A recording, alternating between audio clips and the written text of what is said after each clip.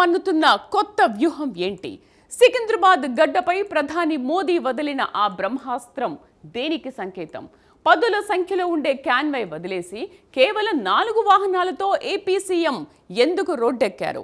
దేశంలోని పాలకుల వెన్నులో వణుకు పుట్టిస్తున్న ఆ రాబోయే ముప్పు ఏంటి? ఇది కేవలం ఇంధన పొదుపు మంత్రం మాత్రమే కాదు, రాబోయే ఆర్థిక సునామీకి ఒక డేంజర్ సైరన్. అసలు తెర వెనుక జరుగుతున్న ఆ మహా సంక్షోభం ఏంటి? రాబోయే రోజుల్లో ఏం జరగబోతోంది? Let's watch this big story.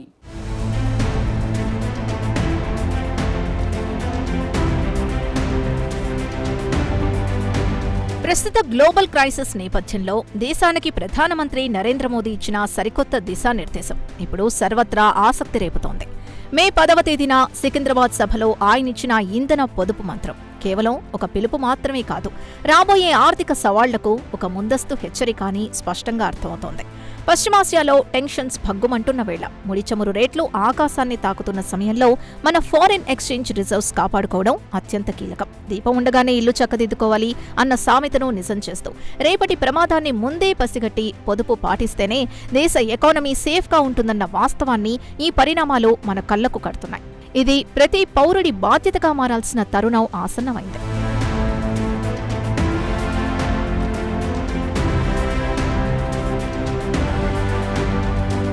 Leader అంటే కేవలం మాటలు చెప్పేవాడు కాదు, ఆచరించి చూపేవాడని ప్రధాని మోదీ స్వయంగా నిరూపించారు. దేశ ప్రజలకు పొదుపు పాఠాలు చెప్పడమే కాకుండా తన పర్యటనలోని కాన్వాయ్ వెహికల్స్ సంఖ్యను భారీగా తగ్గించుకుని ఒక పర్ఫెక్ట్ రోల్ మోడల్గా నిలిచారు. నాయకుడే స్వయంగా ఇలాంటి డెసిషన్ తీసుకుంటే ఆ ఇంపాక్ట్ కింది స్థాయి వరకు ఎంత బలంగా ఉంటుందో ఈ చర్యలు స్పష్టమైన సంకేతాలిస్తోంది. కేవలం చమురు ఆదా మాత్రమే కాకుండా విదేశీ మారక ద్రవ్యాన్ని రక్షించడం కూడా దేశభక్తిలో భాగమేనని ఆయనిచ్చిన స్ఫూర్తి ఇప్పుడు దేశవ్యాప్తంగా కొత్త ఆలోచనలకు నాంది పలికింది. ఇదొక టెంపరరీ అడ్జస్ట్మెంట్ కాదు, భవిష్యత్తు కోసం మనం అలవర్చుకోవాల్సిన ఒక పర్మనెంట్ లైఫ్ స్టైల్ చేంజ్ అని నిపుణులు కూడా తమ అభిప్రాయాల్ని బలంగా వినిపిస్తున్నారు.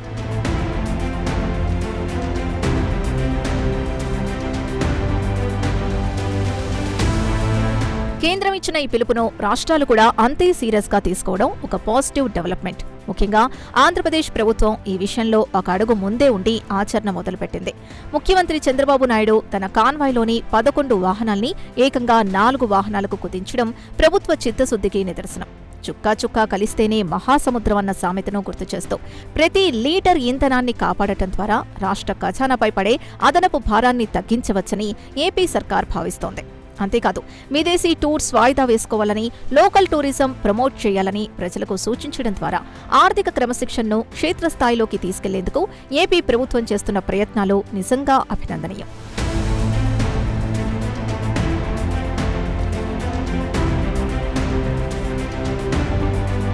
ఇదే తరహాలో దేశంలో అతిపెద్ద రాష్ట్రమైన ఉత్తరప్రదేశ్ సైతం పొదుపు బాటలో వేగంగా అడుగులు వేస్తోంది. సీఎం యోగి ఆదిత్యనాథ్ కేవలం తన కాన్వాయ్ మాత్రమే కాకుండా మంత్రుల వాహన శ్రేణిని కూడా 50% మేర కట్ చేయడం పొదుపు పట్ల వారి కమిట్మెంట్ను చూపిస్తోంది. పబ్లిక్ రిప్రజెంటేటివ్స్ వారానికొకసారి తప్పనిసరిగా పబ్లిక్ ట్రాన్స్పోర్ట్ వాడాలని రూల్ తీసుకురావడం, సెక్రటేరియట్లో వర్చువల్ మీటింగ్స్ పెంచడం, ఉద్యోగులకు వర్క్ ఫ్రం హోం ఆప్షన్స్ ఇవ్వడం లాంటివి కార్పొరేట్ స్టైల్ గవర్నెన్స్ ని తలపిస్తున్నాయి.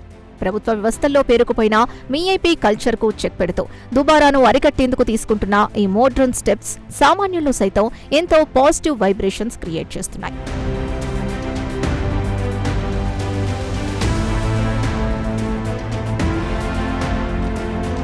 ఇతర రాష్ట్రాలు కూడా ఈ సేవింగ్స్ రేస్లో ఏమాత్రం వెనక్కి తగ్గడం లేదు. మధ్యప్రదేశ్ సీఎం మోహన్ యాదవ్, రాజస్థాన్ సీఎం భజన్లాల్ శర్మ తమ కాన్వాయ్ వెహికల్స్ తగ్గించుకొని ఎకానమీకి సపోర్ట్ చేస్తున్నారు. ఇక ఢిల్లీ లాంటి మెట్రో నగరంలో సీఎం, మంత్రులు కార్ పూలింగ్, పబ్లిక్ ట్రాన్స్పోర్ట్ వాడతామని ప్రకటించడం నిజంగా గ్రేట్ మూవ్. మరోవైపు మహారాష్ట్ర సర్కార్ మంత్రుల ఫ్లైట్ జర్నీలపై ఆంక్షలు విధించగా గుజరాత్ గవర్నర్ ఆచార్య దేవవ్రత్ ఒక అడుగు ముందుకేసి హెలికాప్టర్లకు బదులు ట్రైన్స్, బస్సుల్లో ట్రావెల్ చేయాలని నిర్ణయించుకోవడం ఒక సంచలనం. ఇలా దేశవ్యాప్తంగా పాలకుల్లో వస్తున్న ఈ అనూహ్య మార్పులు పొదుపు మంత్రం, ఆచరణ, వాస్తవాలు అనే కాన్సెప్ట్కి పర్ఫెక్ట్ ఎగ్జాంపుల్గా నిలుస్తున్నాయి.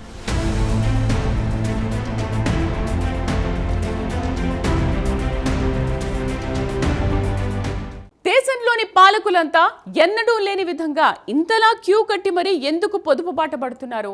ఇక్కడే అసలు ట్విస్ట్ దాగుంది.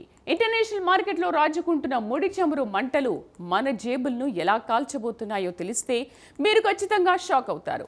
రాబోయే గ్లోబల్ ఎకానమిక్ క్రైసిస్ కు సంబంధించి ఆ కఠోర వాస్తవాలేంటో ఇప్పుడు చూద్దాం.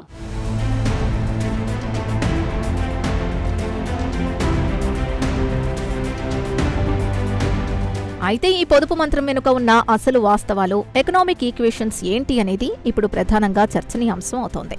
కూర్చొని తింటే కొండలైనా కరుగుతాయి అన్నట్లుగా ప్రపంచ మార్కెట్లో క్రూడ్ ఆయిల్ రేట్లు మండిపోతున్నప్పుడు మనం పాత పద్ధతుల్లోనే ఖర్చు చేసుకుంటూ పోతే ఎకానమీ కుప్పకూలడం ఖాయం.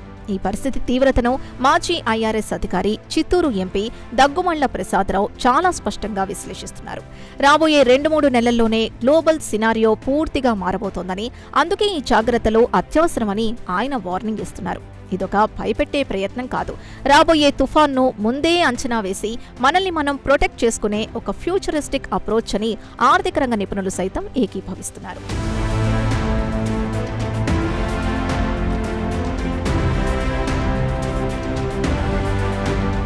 ఈ సందర్భంలో మనం గతంలో ఫేస్ చేసిన కరోనా పాండమిక్ టైం గుర్తు చేసుకోవడం చాలా అవసరం.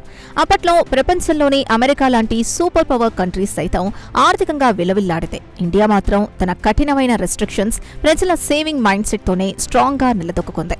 ఈ కష్టకాలంలో జనం సెల్ఫ్ కంట్రోల్ తో చేసిన పొదుపు మన ఎకానమీకి అతిపెద్ద రక్షణ కవచంగా నిలిచింది. ఇప్పుడు కూడా అదే తరహా డిసిప్లిన్ పాటిస్తే రాబోయే చమురు సంక్షోభాన్ని మనం ఈజీగా దాటవేయొచ్చు. మోదీ తీసుకుంటున్న ఈ నిర్ణయాలు విపక్షాలకు సైతం తప్పుబట్టే అవకాశం ఇవ్వకుండా దేశ శ్రేయస్సు కోసమే అని పక్కాగా అర్థమవుతోంది. కష్టకాలంలో మనం నేర్చుకున్న పాఠాలు ఇప్పుడు మనకు లైఫ్ సేవింగ్ టెక్నిక్స్ గా ఉపయోగపడబోతున్నాయి.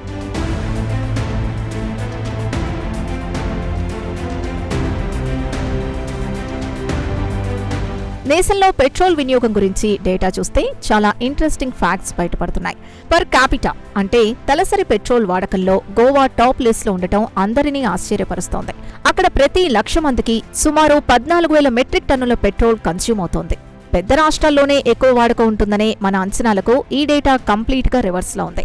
గోవాలో బలమైన టూరిజం సెక్టార్ ఉండటం, వెహికల్ డెన్సిటీ హెవీగా ఉండటం, ప్రజల పర్చేసింగ్ పవర్ ఎక్కువగా ఉండటమే దీనికి ప్రధాన కారణమని ఎక్స్పర్ట్స్ విశ్లేషిస్తున్నారు.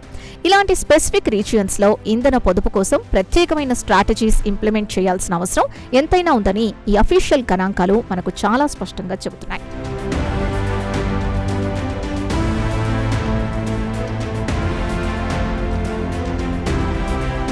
గోవా తరువాత కేంద్రపాలిత ప్రాంతాలైన పుదుచ్చేరి, చండీగఢ్ తలసరి వినియోగంలో ముందుండడం మరో ఆసక్తికర పరిణామం.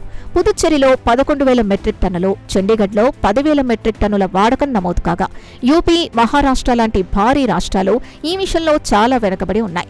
టోటల్ వాల్యూమ్ పెద్దదైనా యూపీలో తలసరి వాడకం కేవలం 2,000 మెట్రిక్ టన్నులే ఉండటం పాపులేషన్ ఇంపాక్ట్ ని చూపిస్తోంది. ఇక అతి తక్కువగా బీహార్లో ప్రతి 1,00,000 మందికి కేవలం 900 మెట్రిక్ టన్నుల వాడకమే ఉండటం అక్కడి ఎకనామిక్ స్టేటస్ ను రిఫ్లెక్ట్ చేస్తోంది. గత 5 ఏళ్లలో దేశంలో పెట్రోల్ వాడకం ఏకంగా 43% పెరగడం రాబోయే డేంజర్ కు ఇండికేషన్ అని ఎకనామిక్స్ ఆందోళన వ్యక్తం చేస్తున్నారు.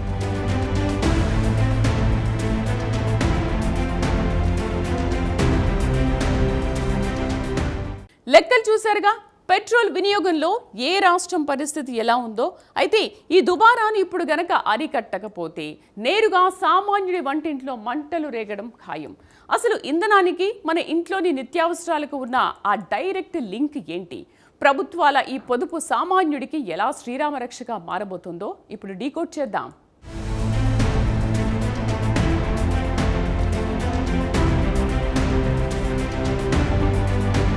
నిజానికి ఈ చమురు సంక్షోభం ఎఫెక్ట్ కేవలం ప్రభుత్వాలకే పరిమితం కాదు, డైరెక్ట్ గా సామాన్యుడి జేబుకు చిల్లుపడుతోంది.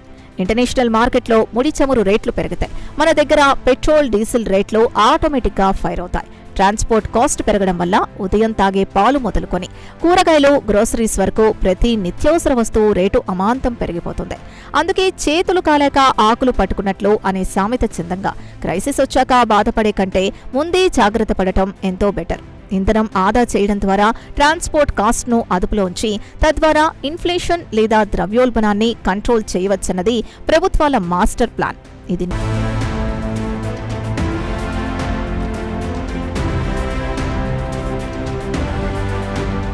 ప్రస్తుతం పాలకుల్లో వచ్చిన ఈ మార్పు కేవలం ఒక పొలిటికల్ గిమ్మిక్ కాదు, ఇది దేశ ఎకనామిక్ పాలసీలో వచ్చిన ఒక కీలకమైన పారాడైమ్ షిఫ్ట్. ప్రభుత్వ వనరుల్ని ఇష్టారాజ్యంగా వాడే వీఐపీ కల్చర్కు చెక్ పెడుతూ పబ్లిక్ మనీని రక్షించే ఈ ఆచరణ నిజంగా ఆహ్వానించదగ్గ పరిణామం. కాన్వాయ్లు తగ్గించుకోవడం, పబ్లిక్ ట్రాన్స్పోర్ట్ వాడటం, వర్క్ ఫ్రం హోం ఎంకరేజ్ చేయడం లాంటివి కేవలం ఎమర్జెన్సీ మెజర్స్ లాగా కాకుండా ఒక లాంగ్ టర్మ్ పాలసీగా మార్చాల్సిన అవసరం ఉంది. ఇలా పాలకులే పర్సనల్ ఎగ్జాంపుల్ సెట్ చేయడం వల్ల బ్యూరోక్రాట్స్, సామాన్య ప్రజల్లో కూడా ఒక పాజిటివ్ మైండ్ సెట్ డెవలప్ అవుతుంది. మన దేశ రిసోర్సెస్ ఎంత పర్ఫెక్ట్గా మేనేజ్ చేస్తే భవిష్యత్ తరాలకు అంత సెక్యూర్డ్ లైఫ్ ఇవ్వగలమనేది ఇక్కడ అసలు పాయింట్.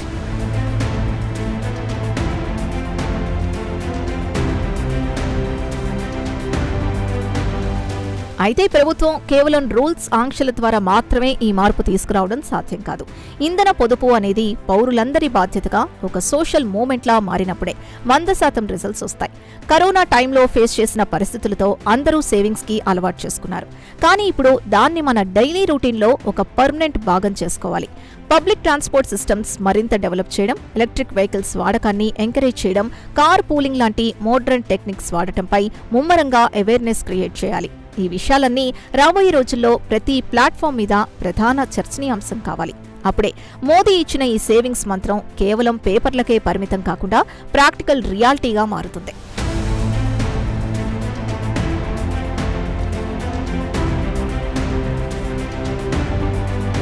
ఓవరాల్ గా చూసుకుంటే మోదీ ఇచ్చిన పొదుపు మంత్రం, ఏపీ లాంటి రాష్ట్రాల ఆచరణ రెండూ కలగలిసి దేశ ఎకానమీకి ఒక అద్భుతమైన బూస్టింగ్ ఇవ్వబోతున్నాయి. విపత్కర పరిస్థితుల్ని ఒక అవకాశంగా మార్చుకొని దేశాన్ని ఆర్థికంగా మరింత స్ట్రాంగ్ చేసే ఈ ప్రయత్నం హిస్టరీలో ఒక బెంచ్ మార్క్ గా నిలిచిపోతుంది. నాయకులు రోల్ మోడల్స్ గా మారారు. ఇక ప్రజలు కూడా తమ లైఫ్ స్టైల్ ని మార్చుకొని ఈ నేషనల్ మిషన్ లో భాగస్వాములు కావాలి. ఇదేమైనా భవిష్యత్తులో రాబోయే ఎకనామిక్ తుఫాన్లను తట్టుకోవాలంటే ప్రతి డ్రాప్ ఫ్యూయల్ని రక్షించుకోవడమే మన ముందున్న ఏకైక మార్గం. పొదుపు మంత్రం, ఆచరణ, వాస్తవాలు అనే ఈ ట్రయాంగిల్ ఫార్ములాని కరెక్ట్గా ఇంప్లిమెంట్ చేస్తాయి రేపటి ప్రపంచ ఆర్థిక ముఖచిత్రం మీద భారత్ మరింత సగర్వంగా తలెత్తుకొని నిలబడటం ఖాయం.